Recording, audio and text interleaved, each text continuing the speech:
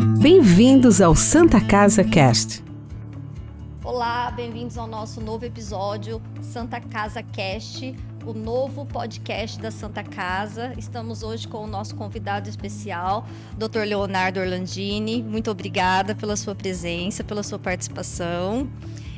Hoje nós vamos falar um pouquinho sobre o câncer de mama, né? Nesse mês, Outubro Rosa, né? Um mês tão significativo aí, onde a gente trabalha a prevenção, né, do câncer de mama para as mulheres aí. Então nós queremos transmitir um pouco de conhecimento para a população, doutor, a respeito do câncer de mama. Queremos conversar um pouquinho, mas antes eu gostaria que você se apresentasse, falasse um pouquinho da sua profissão, da sua carreira, aonde você atende aqui em Ourinhos. Por favor, seja bem-vindo. Legal, obrigado pelo convite. É um prazer participar do novo podcast da Santa Casa. Sou o Leonardo Orlandini, sou mastologista, médico mastologista. Fiz minha formação na FAMERP em São José do Rio Preto, vim para Ourinhos em 2012 e desde então eu estou lá no serviço da oncologia da Santa Casa, lá no antigo Monzilo, e estamos lá e em alguns outros lugares, mas especialmente lá na oncologia da Santa Casa. Ok, vamos conversar um pouquinho sobre então o câncer de mama, né? Esse mês tão comentado aí, falando um pouquinho sobre a prevenção, né? Gostaria de informar, trazer, abordar, na verdade, como que nós podemos fazer a prevenção do câncer, né? Nós sabemos que é uma doença tão temida, é uma palavra tão, né, ainda obscura para quem recebe, né, esse diagnóstico. E eu queria que você comentasse um pouquinho hoje como que está, né? O que nós temos a nível de prevenção da doença? Tá, vamos dividir, eu gosto de dividir assim. Quando a gente fala em prevenção é uma coisa, diagnóstico precoce é outra. Perfeito. Então, quando a gente fala de prevenção, é o que eu posso fazer para diminuir o risco ou evitar que essa mulher tenha um câncer de mama. Então, prevenção primária, o que a gente vai fazer? Evitar sobrepeso e obesidade, dieta, né, saudável, rica em fibras, que é o que a gente mais tem evidência. Atividade física, né, sedentarismo é um fator de risco para câncer de mama e a atividade física é um fator protetor para câncer de mama. A gente tem cada vez mais dados com relação a isso. Evitar tabagismo e abuso de álcool. Álcool está bastante associado a câncer de mama. Uma outra coisa que a gente pensa em prevenção é separar mulheres de alto risco para câncer de mama, principalmente aquelas com história familiar importante. Então, parente de primeiro grau com câncer de mama jovem, né? Então, a gente chama jovem abaixo dos 50 primeiro anos. Grau seria, por exemplo, mãe, a minha mãe, irmã, filha. Filha. Né? Com câncer de mama jovem, idade jovem, geralmente abaixo dos 50, a gente considera jovem. Câncer de ovário na família, homem com câncer de mama na família, ou mulheres com câncer de mama bilateral ao mesmo tempo. E a avó, doutor, seria segundo grau? Segundo grau. E aí a gente vai juntar uma família que tem muitos casos de segundo e terceiro grau também, a gente vai selecionar. Ok. Né? Mas um parente de primeiro grau jovem já acende uma luzinha pra gente e hoje a gente tem acesso fácil aos testes genéticos para identificar se são uma família de alto risco e sendo uma família de alto risco a gente consegue fazer algumas abordagens específicas e mais intensas do que a gente faria na população de risco geral, que a gente fala, né? Então isso são as medidas básicas para a gente reduzir o risco de uma mulher ter câncer de mama. Quando a gente fala em diagnóstico precoce, aí entra a mamografia, né? Então toda mulher acima de 40 anos existe a recomendação de fazer mamografia anualmente, recomendação essa pelas sociedades médicas. O INCA, o SUS, recomenda a partir dos 50 anos, a cada 2 anos, porque eles colocam na balança risco, volume de exames, custo, né? E recomendam acima de 50. Quem puder, a gente recomenda que faça a partir dos 40 anos. Certo. É o exame que mais tem benefício em diagnóstico precoce para câncer de mama. Mas e o ultrassom? Né? O ultrassom, ele entra na mulher depois dos 40 anos como complemento à mamografia. Então, aquela mulher fez a mamografia, por algum motivo ela tem indicação de fazer ultrassom, a gente solicita. Na mulher abaixo dos 40 anos, não tem uma recomendação de fazer ultrassom de rotina. A gente vai fazer ultrassom na presença de alguma alteração no exame físico, no autoexame ou no exame físico. Então, seria basicamente isso que a gente tem. Entendi. Então, só para a gente fazer aí um levantamento. Então, a obesidade, né? Eu, como nutricionista, tenho recebido bastante artigos novos relacionando aos diversos tipos de câncer, né? Não só o câncer de mama, né? Mas ela está hoje em primeiro na lista ali. A obesidade está associada a 13 tipos de cânceres. Né? E inclui, né, o câncer de mama, né, como um fator aí. Então, a obesidade, a gente sabe, a atividade física, a questão do exame. E você estava comentando do autoexame. Explica pra gente um pouquinho a questão do autoexame hoje. Como que ela está inserida aí dentro desse contexto? Tá, legal. De uns tempos pra cá, a gente não fala mais daquele autoexame sistemático, né? Porque o receio seria a mulher fazer o autoexame e achar que tá tudo bem e não fazer mamografia, que é o exame que a gente sabe que tem um papel de detecção precoce. Naquela mulher que está num lugar muito distante, que não teria acesso à mamografia, autoexame e exame físico da mama é o que ela teria. Mas na nossa região, que nós temos mamografia disponível, o autoexame ele entra muito mais como uma questão de autocuidado, de autoconhecimento. Então, que a mulher conheça a sua mama e, na presença de uma alteração, ela detectou que a mama mudou de uma hora para outra, procurar uma avaliação do ginecologista, do clínico ou do mastologista. Mas não aquela forma sistemática, como se divulgava anteriormente, de frente para o espelho, com a mão para cima, X dias por mês. E só a partir né? Eu lembro... De um período. Eu lembro, né, bem no passado, né? Que aí, a partir da detecção nesse autoexame que deveria se procurar, né? Então, essa era... Eu tô falando de Exato. Então, não tem mais essa recomendação sistemática do autoexame. O autoexame é um autoconhecimento e que a mulher saiba que ela tem que prestar atenção na saúde da mama. Mas como prevenção, mamografia após 40 anos. Correto. E a mamografia anual, mesmo dando negativa, eu preciso fazer ela anualmente?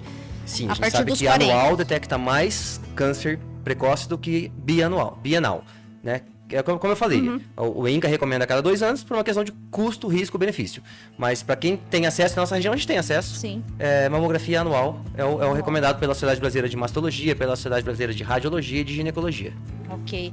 Doutor, explica pra gente um pouquinho a respeito das diferenças do cisto, né? Que a gente tem o cisto, eu tenho cisto, né? E aí nódulo, explica pra gente um pouquinho essa diferença, né? Até porque a gente pega um exame ali, na hora o médico talvez comenta. Explica pra gente qual é a diferença entre o cisto e o nódulo, né? Pra gente poder entender um pouquinho a respeito disso. Tá, então, começar dizendo que quando a gente pega na mamografia geralmente vem nódulo. Então toda a área redondinha lá na mamografia, o médico, o radiologista vai chamar de nódulo. Aí vai para um ultrassom complementar. O ultrassom vai diferenciar se é um cisto, ou seja, o cisto é uma unidade do ducto, uma bolinha cheia de água. Isso é 100% benigno. Cisto nunca vira câncer. Um cisto simples nunca vira câncer. A menos que ele tenha um nódulo dentro dele, ele teria um risco um pouquinho aumentado. O nódulo é um carocinho sólido, né? Um nódulo sólido. E ele pode ser regular, com as paredes bem nítidas, tal, que a gente vai classificar como benigno ou provavelmente benigno, que é o BIRADS 3 ou BIRADS 2. Ou ele pode ser irregular e ter alguma suspeita para câncer de mama e ele vai ser encaminhado para biópsia. Mesmo esse nódulo sendo palpável... A gente nunca quer que seja palpável, a gente sempre quer que seja descoberto antes de se tornar palpável, né? A gente sabe que mais de 40, quase metade das mulheres no Brasil hoje descobrem um câncer de mama palpável. E isso já mudou a chance dela estar curada, diminuiu um pouquinho a chance dela estar curada. Sempre que a gente pega uma lesão antes de ser palpável, a chance de cura é muito maior. Né? E pensando ainda em antigamente aí, né? Eu não sou tão antiga assim, né? Eu tenho 40 anos, mas como a gente está na área da saúde há 23, a gente vive, né, nesse meio. E a gente pensa, aí há um tempo atrás, já começou essa campanha do Outubro Rosa, dessa questão da conscientização. Isso vem sendo falado já há muitos anos, né? Sim. Que eu acompanho. E eu queria perguntar, né? Uma dúvida aí, reduziu mesmo o número de câncer? Ou deixa eu trocar minha pergunta, né? Nós estamos tendo mais detecção primária? As mulheres estão se conscientizando? Porque há 20 anos eu ouço isso. Então eu queria saber assim, as pessoas que estão há 20 anos ouvindo, estão vindo procurar mais? Nós estamos com uma margem de segurança maior? Ou essa campanha ainda não está sendo tão eficaz? é discutível. Nesse sentido, sim. Tem bastante gente que critica os meses coloridos, né? Mas assim, a gente tem um trabalho interessante que mostrou que durante outubro, o número de procura no Google por assuntos relacionados a câncer de mama cresce muito. Então, todo mês de outubro faz um pico. De pesquisa nos buscadores de internet. Então, sim, chama atenção, né? Isso é importante. Agora, a gente ainda tem no Brasil um número de mamografias realizado, isso falando do sistema público, né, SUS. O sistema privado, convênio particular, a gente tem mais ou menos os mesmos números de Estados Unidos e Europa, né? Mas falando de SUS, nós temos uma quantidade de mamografia realizadas ainda muito baixa, aí seja por falta de aparelhos, mulheres que não vão procurar, mulheres que não têm acesso, né, ignorância, educação, né, pouca educação, tem várias causas, mas nós temos ainda pouca mamografia realizada. Quando realizada, a gente tem uma demora muito grande dessa mulher receber o laudo e conseguir marcar um retorno no postinho. Para se estar alterada, gera um ultrassom que vai demorar mais não sei quanto tempo. Então, uma das grandes questões é o acesso, que tem que ser agilizado. Mas você me perguntou se está aumentando. A gente tem feito bastante diagnóstico, né? Muito mais diagnóstico, sem dúvida. Precoces. Os casos de mama estão aumentando, né? Estão aumentando em todas as idades, em especial em jovens. Na América Latina, temos tido mais casos em mulheres jovens abaixo de 50 e abaixo de 40 anos. Então, isso é uma coisa. E o grande problema, não estamos mudando mortalidade. A gente tem muito caso no Brasil ainda de avançados, né? Que um nódulo palpável, já com axila positiva. E como ainda tem muito caso palpável, a gente não muda a mortalidade.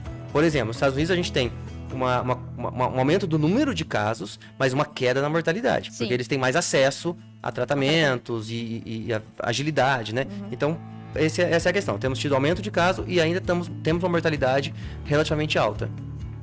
O problema dessa questão da infraestrutura e tal, talvez também varia de estado para estado, né? Dúvida, a gente sabe que no estado de São Paulo a gente tem um acesso aí muito melhor, maior, né? Sim. Melhor, Sim. né? E aí quando a gente vai talvez para os estados mais do norte, nordeste, isso se complica um pouquinho mais. Sim, a mulher precisa pegar uma condução de 2 horas, por exemplo, para fazer uma mamografia, volta para casa, mais 2, 3 horas, muito mais moroso o acesso a tudo. Eu pergunto porque a gente ouve se falar bastante há muito tempo e realmente a impressão é que não diminuiu, né, o câncer. Os números não diminuem, né? Os números não reduzem. Na verdade, só aumenta, né? E voltamos à história dos hábitos. A gente tem uma população hoje mais obesa também. Mais de 30% das mulheres no Brasil, pelo Vigitel do ano passado, são obesas. São obesas, sim. E aí, por exemplo, a gente sabe que 20%, 1 em 5 cânceres, desses 13 que nós falamos associados à obesidade, poderiam ser evitados com mudança de hábito de vida. Atividade física, perda de peso, evitar álcool, evitar cigarro. Então, como a nossa população está cada vez mais sedentária, cada vez mais obesa, bebida alcoólica, processados, alimentos, né, industrializados, está aumentando. E aí eu vou para uma projeção mais triste, se nós não pensarmos em mudança, né? Em mudar isso urgente, porque hoje 30% a mais nas crianças também nós estamos com número de obesos, né? Sim. E em crianças. Então, se a gente não começar a mudar esse cenário logo, né? Daqui a 15 anos... Né? A média que seria 25 anos, eu não sei hoje qual é a média da idade da mulher. Pra ter assim, câncer de mama? Uma média. Você comentou que estava reduzindo a idade. O pico é depois de 50 anos. Depois então, dos 50. Em torno de 30% dos casos, 1/3 dos cânceres de mama são abaixo dos 50, 14% abaixo dos 40 anos. Não, então, talvez o pico começa a aumentar aos 50 anos. Se nós não mudarmos essa realidade que nós estamos hoje, da obesidade, cada vez mais precoce. Daqui a pouco, com 30 anos vai ser a média aí, porque as crianças já estão obesas. E aí vale a pena falar. Mas então, por que não começa a mamografia mais cedo? Porque a mamografia é um exame que não é bom para mamas densas. Mulher jovem tem mama densa. Então, a mamografia não adianta começar antes dos 40, salvo algumas exceções. E na mulher jovem, ainda o que temos... na presença de uma alteração na mama, fazer uma consulta clínica ou um ultrassom rápido. Não adianta ir puxando a mamografia para trás. Não tem benefício. Você comentou do teste genético, fiquei curiosa, né? É indicado, mesmo para quem não tem essa hereditariedade? Eu quero fazer, né? É indicado? Não é recomendado. Qual é a correlação dele? Deve chegar no Brasil em breve os testes genéticos, como tem nos Estados Unidos, já que você compra direto da empresa e faz. Mas se eu tenho uma alteração genética numa família, de uma mulher que nunca teve câncer, eu não sei se essa alteração aumenta o risco realmente de câncer de mama. E eu posso induzir ela a fazer tratamentos, procedimentos, cirurgias de redução de risco de uma mulher que não teria risco. E até o estresse, né? Sem dúvida. Então, a gente sempre tenta direcionar famílias de alto risco, daí eu aumento a probabilidade dessa alteração genética ter a ver com câncer, e sempre vamos testar a mulher que teve câncer. Geralmente a mulher da família mais jovem que teve câncer. A gente seleciona ela, se ela estiver bem, óbvio, testa ela. Ela tendo uma alteração genética de alto risco para câncer de mama, aí a gente vai testar os familiares que tiveram e não tiveram câncer de acordo com o gene. Né, que é a questão do efeito da Angelina Jolie em 2014. Ela tem uma mutação de um gene que chama BRCA1 e ela tirou as mamas e ela provavelmente testou os familiares. Então, nesses casos, a gente vai testar. Isso. Mas não testar sem ter história familiar importante ou sem ter um motivo. Por exemplo, hoje recomenda-se que toda mulher que teve câncer de mama abaixo dos 65 anos fosse testada. Então é uma recomendação e tem algumas outras questões, mas então praticamente a gente deveria testar muita gente. Sim. E a gente tem achado, né? Eu solicito bastante, a gente tem achado famílias de alto risco e aí a grande benefício é a gente pegar as mulheres perto dessa testada com mutação genética que teve câncer, agir para que as outras não tenham. Ou para que as outras diagnostiquem muito precoce. E essa ação entraria também nas medidas preventivas aí de alimentação, de atividade física. Sem dúvida. E entraria com medicamentos também? Para uma mulher de alto risco, aí tem medicamento. Tem medicamento. Que pode reduzir até 45%, 50% do risco de ter câncer de mama. Certo. Podemos fazer ressonância, então exames mais frequentes, uma ressonância todo ano para uma mulher de alto risco que não fez redução de mama. Por exemplo, cirurgia, podemos propor tirar os ovários, depende de qual alteração genética, e até tirar as mamas. Depois de ter tido os filhos e tal, entra na discussão tirar as mamas, mas sempre não quer dizer que tem que fazer a cirurgia. A gente discute. Na balança. Os benefícios são esses, os riscos são esses, e a mulher cada mulher vai tomar decisão. Tem mulher que não quer nem saber de cirurgia redutora de risco, porque tem um monte de impacto, desde físico, sexual, risco de complicação, até aquela mulher que fala, não, eu quero fazer tudo que está ao meu alcance para reduzir meu risco.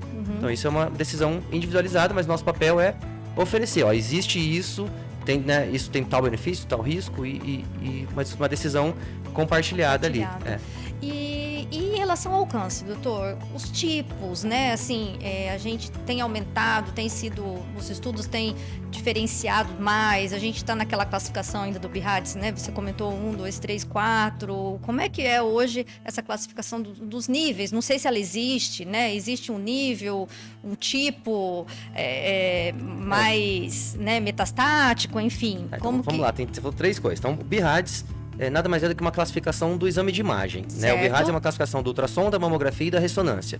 O BIHADS me diz uma lesão que eu vi no exame de imagem, se ele tem mais ou menos risco de ser câncer. Ponto. Então, BIHADS 4, eu tenho um risco maior de 10 a 50% de ser câncer, eu vou fazer biópsia. Um BIHADS 5, eu tenho alto risco de ser câncer e vou fazer biópsia. Ponto. A classificação do câncer de mama, então o câncer de mama mais comum é o que a gente chama de ductal. Tem o lobular e tem alguns tipos especiais, né? O ductal é o mais comum. E dentre esses tipos eu tenho a imunohistoquímica, que é um exame que a gente faz depois da biópsia do câncer de mama, que diz pra gente o sobrenome desse câncer. Que aí tem 70% dos casos é aquele que tem receptor de hormônio positivo. A gente tem o HER2 positivo, que tem um tratamento específico para ele. 15, 20% dos casos. A gente tem 15, 20% dos casos um triplo negativo, que é o mais agressivo, né? É o que geralmente tem os piores resultado, mas ainda assim tem chance de cura quando diagnosticado no começo e tal. Então esses são os tipos de câncer. E tem o estadiamento, que você falou, que a gente chama estádio 1, quando aquele câncer pequenininho, que é o estádio mais inicial, estádio 2 um pouco mais avançado, estádio 3 que eu falei que a gente ainda tem muitos casos, que já tem uma chance de cura bem menor, e o estádio 4 que já tem metástase ou doença disseminada, doença espalhada para algum ponto do corpo. Então passamos pelas classificações principais aí. Não sei se deu pra... E nós temos aqui, né, aqui na nossa estrutura, nós temos tratamento para todos esses tipos de câncer. Como que funciona aqui a nossa, né, nós conseguimos fazer o tratamento aqui? Não, nós temos aqui na oncologia a gente tem praticamente tudo. Muito bem estruturado.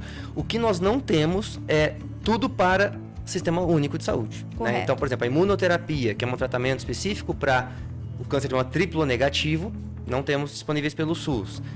Tem uma medicação que é para esse tipo HER2 que eu te falei, nós temos o trastuzumab, mas não temos o pertuzumab, porque são medicações recentes, com altíssimo custo, que ainda não foram incorporadas e não sabemos quando serão, né? Então, a cada dia está saindo novas medicações, que até os convênios têm dificuldade de absorver, de conseguir colocar isso em prática, e o sistema público não consegue ainda. Mas, fora isso, a gente tem uma taxa de sucesso grande. Se a gente conseguisse trazer essas mulheres, mesmo no SUS, com doença precoce, a gente teria um alto sucesso na chance de cura. O problema é que a gente recebe mulheres com câncer avançado. Entendi. E qual é a porcentagem hoje? 50% dessas mulheres já chegam com câncer avançado, doutor? Nos trabalhos, sim. Quando a gente pega lá os trabalhos recentes agora que saíram do INCA e tal, do SUS, dos órgãos que fazem a regulação e tal, a gente tem até 40% de doença avançada no Brasil. Eu tenho uma impressão que a gente não tem tudo isso aqui. Como a gente tem um acesso rápido aqui na região, eu não vejo isso, esse número tão grande. Temos ainda bastante casos avançados, sim, mas não chega a tudo isso. Não chega a 50%. Ainda tem bastante casos iniciais. Uma vez trabalhei com um amigo, né, um enfermeiro, e ele dando uma aula, né, mostrando aquelas imagens já, inclusive externo, sim, já com prurida, enfim, né? E ele falando na aula, não esqueço, isso já há anos. Eu não sei como uma mulher deixa chegar nesse ponto, né? Já com cheiro, já com, né? E ele chegou em casa e a mãe dele estava. Idêntica à imagem, né? Então, assim, mãe de um profissional da área da saúde que ouve isso o tempo todo em casa, né? E não vai buscar ajuda, né? Então, isso ficou marcado, assim. É uma série de fatores, né? Tem aquela mulher que é mais idosa e que não mostra, e que nunca fez exame, e não vai fazer exame, e vai esconder por medo, por receio, né? Antigamente elas nem citavam o nome câncer. Sim. Então tem essa mulher. Tem aquela mulher que foi atrás, mas demorou muito o acesso dela, por também diversos motivos familiares, pessoais, trabalho. Ela deixou chegar por uma questão né, que não foi ela que não quis, mas diversos fatores. E tem também aquela mulher que a doença evolui muito rápido. A gente tem também mulheres que em poucas semanas, meses, ela partiu de um nódulo pequeno e chegou com uma doença avançada, um carcinoma inflamatório, por exemplo, uma doença de evolução muito rápida, e que por mais que ela estava indo atrás, estava buscando, ela chegou com doença avançada, porque esse tumor específico que ela teve tinha uma evolução rápida. Não é o comum, são uma pequena porcentagem dos casos, mas também tem. E essas mulheres hoje, doutor, qual é a orientação, né, que a gente tem aí? Você já falou da questão da mamografia e tudo mais. Essas questões de fatores que a gente pode evitar, né?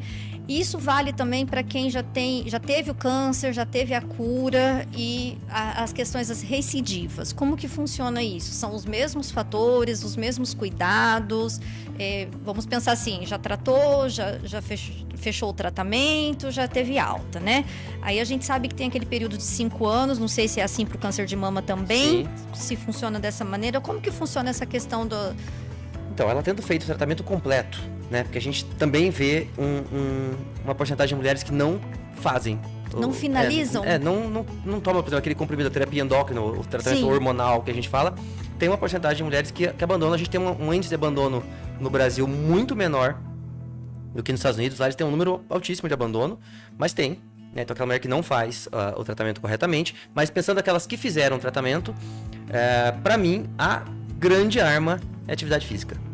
Tá? É o que os trabalhos mostram um maior benefício, tanto em reduzir risco de recorrência, quanto em melhora de qualidade de vida, em reduzir risco de mortalidade. Aí reduz risco de mortalidade por câncer, por doença cardiovascular, por infarto, né? Por N Seria causas. Aquela mesma recomendação, 40 minutos, 3 vezes por semana no mínimo? Qual é a recomendação hoje que a gente está utilizando, que a gente tem visto aí mais nos trabalhos? Seria até 75 minutos, vamos pensar, uma hora por dia, 3 a 5 vezes por semana, exercício moderado. Certo. A gente pode considerar uma caminhada? Moderado é aquela caminhada, mas que não tá tão fácil conversar. Ok. Né? As comadres que vão conversando, dando risada, claro que vale, sempre é bom, mas não é o recomendado. Então, moderado, você consegue responder frases curtas. Tem um amigo que fala, está fácil, né? Exato, Se tá muito fácil. Já tem que puxar o ar para conseguir conversar. E o intenso, então seria 30 a 40 minutos de atividade física intensa, Aí você consegue responder com pequenas palavras, né? Então isso é o intenso. Então seria 30 a 40 minutos, 3 a 5 vezes por semana, atividade física moderada intensa, de preferência alguma coisa de atividade intensa, associada a alguma coisa de força. Musculação, um pilates. que tenha exercício resistido, o crossfit, que é o que eu mais gosto, mas alguma coisa que tenha força, principalmente para a mulher, reduzir o risco de osteoporose, né? Para mulheres que têm risco de osteoporose e a terapia endócrina, um tipo de medicação que muitas mulheres usam aumenta o risco de osteoporose, que chama inibidor de aromatase, é uma classe de remédios, que é aquele comprimido que vai tomar por 5 a 10 anos, que não é o tamoxifeno. Elas vão ter maior risco de osteoporose, então a atividade física nessas mulheres também é importantíssima. Entendi. E você estava comentando em relação à atividade física, né? Você falou do crossfit, eu fiquei pensando aqui. Atividade física, eu acho que vale a gente comentar aqui, corpo todo, né? É perna, é braço, eu já vi, né? Pessoas que querem trabalhar só a parte superior do corpo, querem trabalhar só abdômen, querem trabalhar só coxa, né? Sim. Então, é importante falar que é uma atividade física. Então, 3 vezes por semana aeróbica, vamos pensar assim. Sim. Uma atividade mais aeróbica, que seria esteira, corrida, caminhada, isso, né? E 2 vezes musculação, mas de corpo todo. É que depende, a musculação que vai querer moldar, né? Assim, que tem um pouquinho de tudo. Mulher não gosta de treinar muito superior. Mas, idealmente, é que trabalhe de alguma forma tudo. De corpo todo. E a questão dos silicones, doutor, que é muito comentado. Hoje em dia a gente tem vários tipos aí de cirurgias plásticas, não sei se teria outra denominação, com enxerto de bumbum, da própria gordura do abdômen, coloca bumbum, eu não sei como que na mama é só o silicone, né? Como que funciona essa questão do silicone na mama, que ela é muito comentada? Você falou do bumbum, eu vou manter a minha parte só da mama aqui. Da mama, Mas vamos lá, então a gente tem a cirurgia plástica, né? No meu caso, a gente falaria das reconstruções, né? Reconstrução ou cirurgia oncoplástica, que é o que a gente fala e faz, né? Então, a gente tem o silicone, a gente usa muito hoje o enxerto de gordura, você falou, né? Faz uma lipoaspiração, em abdômen, mas aí não é uma lipoescultura, é uma retirada de gordura, não vai modelar abdômen e flanco e tal. A gente usa essa gordura para colocar na mama e corrigir retoque e melhorar a textura da pele naquela mulher que fez radioterapia e vai fazer trocar uma prótese ou colocar uma prótese. A gente usa muito para corrigir defeitos de cicatriz. Então, existe isso. Isso para correção da cirurgia. De cirurgia. Para fazer cirurgia, a gente tem técnicas de plástica que não vão levar a implantes. Por exemplo, mamoplastias. Então, você tira o câncer e faz uma mamoplastia. A gente tem a prótese de silicone para dar volume para a mulher que precisou tirar a mama. Então, a pessoa tirar a mama, vai colocar a prótese para dar volume. Tem o expansor para quando a mulher não tem pele suficiente. O expansor é um tipo de prótese. Você vai colocar, vai enchendo essa prótese, vai esticando, preparando essa pele para depois trocar por uma prótese de silicone. E a gente tem os retalhos, que é tirar tecido das costas ou tirar tecido do abdômen, que são menos realizados, são cirurgias maiores, mais agressivas, mas também entram no arsenal. E muitas delas já podem fazer ali junto no procedimento de retirada? Sempre que possível, sim. No mesmo... sempre que possível a gente tenta fazer no mesmo tempo. No mesmo tempo. Tem exceções que não é possível. Por exemplo, o carcinoma inflamatório que eu falei, a gente não faz reconstrução imediata. Mas sempre que possível, faz a reconstrução, faz a técnica de cirurgia plástica no momento da cirurgia primária. E quem tem o silicone tem mais chance de ter câncer de mama? Quem tem o silicone estético, né? Vamos pensar assim, quem colocou aí por questão estética, tem mais chance? Tem alguma uma questão relacionada a isso? Tem, mas não, a prótese de silicone não aumenta o risco de câncer de mama. 0. O que tem hoje, a gente tem um linfoma, que é um tipo de câncer da cápsula do silicone. Então, linfoma de grandes células é raro, 700, 800 casos descritos no mundo, e ele está relacionado a prótese de silicone. Geralmente são mulheres que têm implantes mais tardios, 4, 8 anos, e evoluem com um acúmulo de líquido de uma hora para outra, um seroma, e aí pode ser, não seja nada, mas pode ter esse linfoma associado ao silicone e vai ter que fazer uma cirurgia, daí tirar a cápsula, tirar a prótese. A grande maioria vai ficar tratada e curada, mas existe. Raro, bem raro, não precisa ninguém tirar a prótese, não precisa ninguém deixar de pôr prótese por causa disso, mas a gente sabe que isso existe hoje. O que a gente não conseguiu documentar hoje é aquela mulher, a doença do silicone. né? Então também está sendo bastante falada, a doença do silicone. Algumas próteses de qualidade pior, que geram mais processo inflamatório, parecem estar mais relacionadas a alguns sintomas inflamatórios, reumatológicos, associados, sintomas gerais. Então, alergias, a lista é imensa de sintomas. Então, mas ainda não existe uma entidade doença do silicone que eu faço o diagnóstico, eu tenho critérios para diagnóstico. Algumas mulheres vão se beneficiar, mulheres vão ler na internet, tem diversos sintomas, algumas mulheres tiram a prótese e dizem que melhorou. Muitas mulheres tiram a prótese e não melhoraram, até porque são muitos sintomas e muito vagos. Então, essa entidade, doença do silicone, ainda não está bem documentada. Ainda está na questão do acerto e erro, exato, né? Não consideramos uma doença. Agora, o linfoma associado ao silicone, esse sim, tem critérios específicos de diagnóstico, de tratamento, mas é muito raro. Entendi. E a questão da reposição hormonal para a mulher, né, na menopausa, né? Isso era um grande tabu há anos também atrás. Hoje em dia ouve-se, né? Estou colocando o que ouve-se, né? Aí, que é óbvio que fazendo os testes, tendo acompanhamento, você pode fazer a reposição desde que, né, tendo o acompanhamento e ela é indicada, enfim. E eu queria saber a sua opinião sobre isso, né? A respeito da reposição hormonal para aquela mulher que realmente precisa, para aquela mulher que realmente está com sintomas, que a sua vida está sendo prejudicada, porque nós temos, né, vários tipos aí. Tem mulher que passa pela menopausa e não tem nada. Não tem nada, né? Vou falar aqui, vai ter um outro podcast com a doutora Priscila também, que é ginecologista, ela deve tocar no assunto. Isso. Mas vamos lá, com relação ao risco de câncer, a gente sabe que a reposição hormonal... Bom, vamos voltar. Mulher que teve câncer de mama, 100% proibido. Não se faz reposição hormonal em nenhuma idade em mulher que já teve câncer de mama, tá? Isso é fato. Naquela mulher que não teve câncer de mama, mesmo que ela tenha uma história familiar positiva, mesmo que ela tenha até uma mutação genética e não teve câncer, é possível discutir reposição hormonal. A gente sabe que a reposição hormonal na pós-menopausa, ela aumenta um pouquinho o risco de câncer de mama. Tem estudos que falam 1 em 50, 1 em 100 casos, mas o risco é baixo. Então, naquela mulher que tem sintoma, os sintomas atrapalham a qualidade de vida dela, ela não tem outros fatores que contraindicam, ela pode fazer reposição hormonal sempre com uma dose baixa e pelo menor tempo possível. Então, é possível. Naquela mulher que não tem útero e vai fazer a reposição hormonal com gel de estrogênio, que é o hormônio da mulher, essa mulher tem um risco baixíssimo de câncer de mama no futuro. Então, o que tem menos risco é aquela mulher que já tirou útero por outro motivo, também não vamos tirar útero para isso, mas ela já não tem útero por mioma, por algum motivo, e vai fazer a reposição com estrogênio, a gente sabe que o risco é muito baixo, tá? O que a gente não tem dados, e eu acho muito preocupante, é o excesso de mulheres usando testosterona. Isso é bom falar. Nós não temos recomendação, nenhuma sociedade médica, e tá uma febre de todo mundo usando. Não sabemos quanto aumenta o risco de câncer de mama, se aumenta, quanto aumenta. Isso a gente vai descobrir. Da beleza, né? O chip é a gestrinona. O chip pode ter testosterona no chip, mas o chip da beleza é a gestrinona. A gente também não sabe. Então, essas medicações que tá muita gente usando, e a gente não tem essa recomendação formal de nenhuma entidade médica, a gente não sabe o que vai ser no futuro, né, nos próximos anos. Mas a reposição com hormônios da mulher, com estrogênio, com progesterona, o risco para câncer de mama é pequeno. E para mulher que usa anticoncepcional, após os 40 anos, por 10 anos, o risco é muito pequeno o aumento. Tem também um aumento discreto, mas é muito pequeno.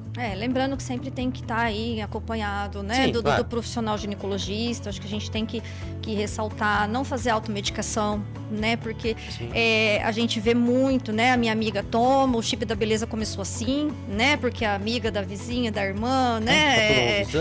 Tá usando e deu resultado, né? Então a gente, infelizmente, eu dentro do consultório, como nutricionista, ouço isso diariamente, né? E até as dietas, né? Pega a dieta da vizinha, né? Enfim, né? Esquecem que medicamento é individualizado, dieta é individualizada, prescrição é individualizada, né? Então é interessante a gente deixar claro que precisa ter acompanhamento, né? De maneira geral. Queria que você deixasse aí uma mensagem para as mulheres aí, pro Outubro Rosa, né? Um convite para procurarem o serviço, procurarem para fazer a mamografia? O que você deixaria aí de mensagem? Eu vi que vocês estão fazendo um trabalho lá no hospital agora, no Outubro Rosa. Sim, lá tem eventos durante todo... Eu vi umas fotos lá, vi uns comes e bebes lá. Todo mês. Eu vi. Eu acho que a grande mensagem é, além do que nós já comentamos, da mamografia anual após os 40 anos, atenção aos hábitos de vida. Precisamos aumentar índices de atividade física e reduzir obesidade. Não é fácil. Temos as medicações novas hoje de tratamento da obesidade. Sim. Que estão revolucionando o tratamento. Mas eu acho que a grande mensagem é agilizar o acesso. Então, aquela mulher que percebeu uma alteração, que pode ser uma alteração suspeita, ela tem que ter acesso rápido a uma consulta. Na presença de uma alteração suspeita, um acesso rápido à biópsia e um acesso rápido ao início do tratamento. Esse acho que é o nosso grande objetivo, mais do que aumentar a mamografia. Eu acho que quem tem doença suspeita tem que ter acesso rápido à biópsia e acesso rápido ao início do tratamento. Persistência, né? A gente consegue mudar a chance de cura se for rápido. Rápido não é dias, a gente tem algumas semanas, mas não pode ser meses, não pode ficar enroscando em todas as etapas. Acho que a mulher aí persistir na busca, que nem você comentou, realmente, marca para daqui 20 dias, mas assim, liga todo dia, pede para... Né, aqui, pelo menos, em Ourinhos, a gente consegue, né, na região nossa, a gente consegue girar bem. Girar bem, né?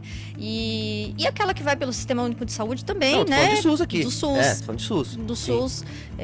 Ficar em cima e né? Porque às vezes a dificuldade, enfrenta uma dificuldade e acaba desistindo. A gente tem a Casa Rosa aqui, que tem um ambulatório de doenças da mama, tem o AME, né, tem os postos que conseguem encaminhar tanto para um quanto para outro, tem a oncologia, que quem tem alteração suspeita nos exames de ultrassom e mamografia conseguem um rápido acesso para biópsia lá na oncologia, então...